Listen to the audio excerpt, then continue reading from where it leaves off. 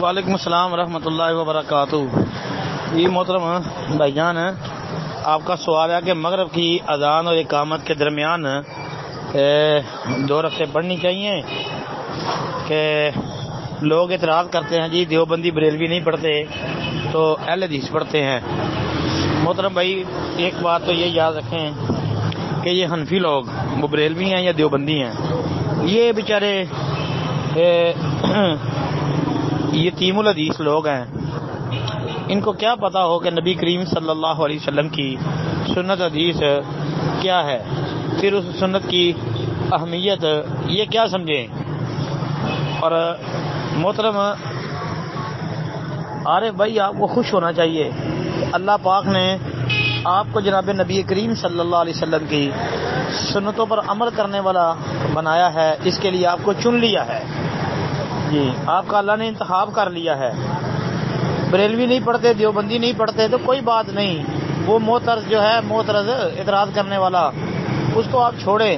یہ دیکھیں کہ جناب محمد رسول اللہ صلی اللہ علیہ وسلم کا یہ عمل تھا، آپ علیہ السلام کے صحابہ کا یہ عمل تھا۔ پھر جناب نبی کریم صلی اللہ علیہ وسلم کی وہ حدیث صحیح بخاری کے اندر آپ نے فرمایا کہ ہر اذان اور اقامت کے درمیان 2 رکھتے ہیں۔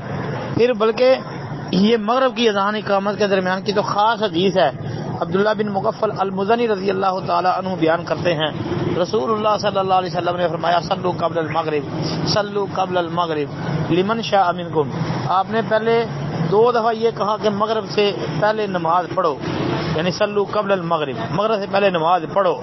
2 دفعہ یہ حکم دیا، تیسری دفعہ لمن شاء منکم کہہ کے فرما کے تو اس کا وجوب ختم کر دیا کہ یہ ضروری نہیں ہے۔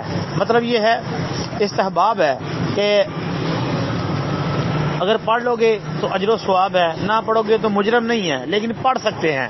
پھر نبی کریم صلی اللہ علیہ وسلم کی سنت کی جو 3 قسمیں اہل علم نے بیان کی ہیں، مثلا سنت قولی، سنت فعلی اور سنت تقریری، تو یہ تینوں تک سنتوں سے، سنت کی تینوں قسموں سے یہ 2 رکعتیں ثابت ہیں۔ نبی کریم صلی اللہ علیہ وسلم خود بھی یہ پڑھتے تھے۔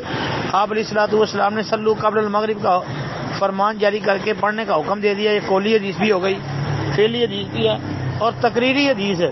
جناب نبی کریم صلی اللہ علیہ وسلم کی موجودگی میں صحابہ کثرت کے ساتھ یہ رکعتیں پڑھا کرتے تھے۔